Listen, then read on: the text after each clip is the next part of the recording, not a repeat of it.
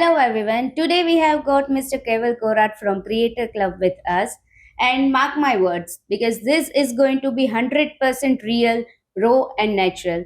So, hello, sir. How are you? Hello, ma'am. I'm good. How are you? I'm also fine, sir. Good to know. So, shall we begin? Yeah.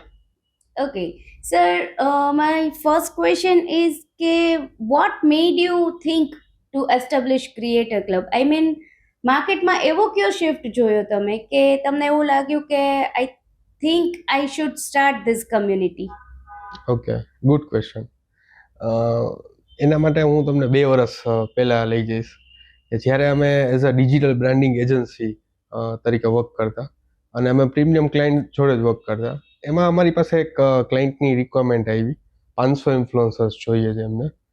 તો અમે બહુ excited હતા કે અમારી પાસે એ સારી opportunity હતી અને અમે એને દેવા પણ માગતા હતા. બટ અમે ઇન્સ્ટાગ્રામમાં ઘણા બધા ડીએમ્સ કર્યા, એટલીસ્ટ 50+ અમે ખાલી ભેગા કરી શક્યા ઇન્ફ્લુઅન્સર્સને. એ પણ 15 દિવસનો ટાઈમ લાગ્યો હતો અમને. ત્યાં તો બ્રાન્ડનું કેમ્પેન પણ પૂરું થવા આવ્યું હતું. સો ત્યારે પછી થાક્યા હતા ને હું ને ચિરાગભાઈ બે અમે ચાની ટપરીએ બેઠા હતા, રાત્રે 2 વાગ્યા હશે. તો ત્યારે મને આઈડિયા આવ્યો કે ભાઈ આપણે આના માટે કંઈક પ્લેટફોર્મ હોવું જોઈએ એમ. કે આજે 500 ઇન્ફ્લુઅન્સર્સની રિક્વાયરમેન્ટ આવી તો આ ઇન્ડસ્ટ્રી એટલી ગ્રોઈંગ છે કે વર્ષ દિવસ પછી એ 5000 ઇન્ફ્લુઅન્સર્સની રિક્વાયરમેન્ટ આવી શકશે. તો એક સાથે કોઈ પણ બ્રાન્ડને કેમ્પેન કરવું હોય તો એ કેવી રીતના કરી શકે, કેવી રીતના આટલા ઇન્ફ્લુઅન્સર્સને એક સાથે ગોતી શકે. તો એ આઈડિયા ઉપરથી ચિરાગભાઈ ટેક એક્સપર્ટ છે, તો એમણે આખું એક ટેકનિકલી બેકબોન જોયું કે આવી રીતના આપણે આ પ્લેટફોર્મ વર્ક કરી શકશે અને આ ઇન્ડસ્ટ્રીને આપણે ગ્રો કરી શકશું. Very nice. ઓકે. મારો સેકન્ડ ક્વેશ્ચન છે કે તમને એવું લાગે છે કે બ્રાન્ડ્સ છે એ હજુ ટ્રેડિશનલ માર્કેટિંગ પર વધારે બિલીવ કરે છે રાધર દેન ઇન્ફ્લુએન્સ માર્કેટિંગ? યસ, જેમ કહેવાય ને કે સમયની સાથે બદલાતું રહેવું પડે. તમે જે આફ્ટર કોરોના ને બિફોર કોરોના તમે જોશો તો તમને આઈડિયા આવશે કે પહેલા બધા ટ્રેડિશનલ વધારે ઇન્વોલ્વ હતા. યસ.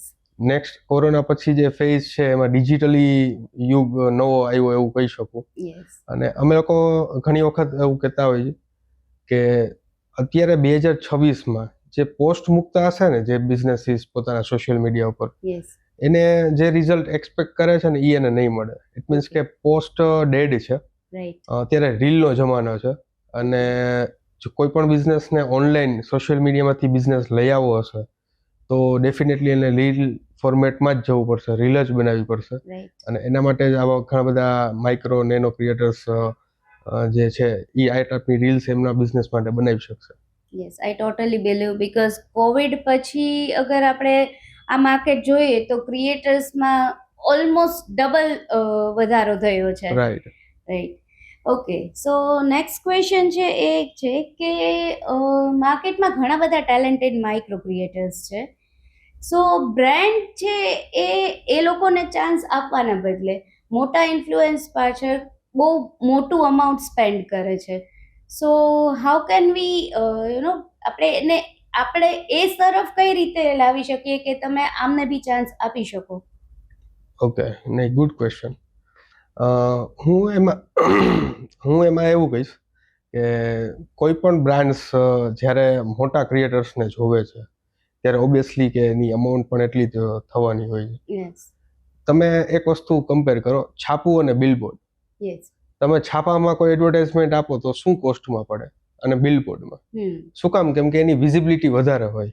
છાપાની એક લિમિટેડ વિઝિબિલિટી હોય. તો સેમ તો સેમ જ્યારે મોટા ક્રિએટર્સ છે તો એને જ્યારે જર્ની પોતાની સ્ટાર્ટ કરી હશે તો ત્યારે એને ધીમે ધીમે એક સ્ટેજ ઉપર એક લેવલ ઉપર પહોંચ્યા છે અને લોકોનો ટ્રસ્ટ એ લોકોએ બિલ્ડ કર્યો છે. યસ.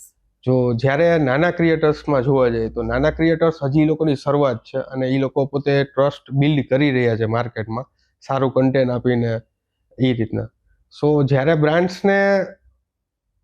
જ્યારે માર્કેટિંગનું વિચારે ને ત્યારે પહેલા એ લોકોને મગજમાં આરઓઆઈ આવતી હોય કે ભાઈ કોઈ પણ બિઝનેસ હોય તો એ આરઓઆઈ જોવે કે આરઓઆઈ શું બેસે છે, હું આમાં આટલા ઇન્વેસ્ટ કરું છું તો આમાંથી મને કેટલા રિટર્ન મળશે. તો જ્યારે એ વેમાં જોવા જાય છે ને બિઝનેસ વેમાં, ત્યારે એ લોકો વધારે પ્રિફર મોટા ક્રિએટર્સને કરે છે but as a creator club અમે બહુ ઈચ્છા ધરાવીએ છીએ અને અમે ઘણી વસ્તુ નાના ક્રિએટર્સ માટે અમે એને કેવી રીતના સપોર્ટ કરી શકીએ Yes. નાના ક્રિએટર્સને એ અમે વધારે એમાં જોતા હોઈએ છીએ. That's really very helpful from Creator Club. Okay, so sir, એવું શું છે કે તમને એવું લાગે છે કે આપણે ઓબ્વિયસલી મતલબ મોટા ક્રિએટર્સ હશે મે બી એ બી તમારી સાથે વન ઓર અધર વે જોડાયેલા જ હોય, બટ તમે તમારું વધારે ફોકસ માઇક્રો ઓર નેનો ક્રિએટર્સ પર આપો છો? સી જે મોટા ક્રિએટર્સ છે જે એક લેવલ પહોંચી ગયા છે તો એ લોકોને તો કામ મળે જ છે. હમ એ લોકોને તો માર્કેટમાંથી જે પોતે અમાઉન્ટમાં કામ કરે છે અમાઉન્ટ મળે જ છે. પણ જે નાના ક્રિએટર્સ છે કે જે હજી પોતાની જર્ની સ્ટાર્ટ કરી રહ્યા છે, Yes. ઘણી બધી સ્ટ્રગલમાંથી લોકો નીકળી રહ્યા છે, Definitely.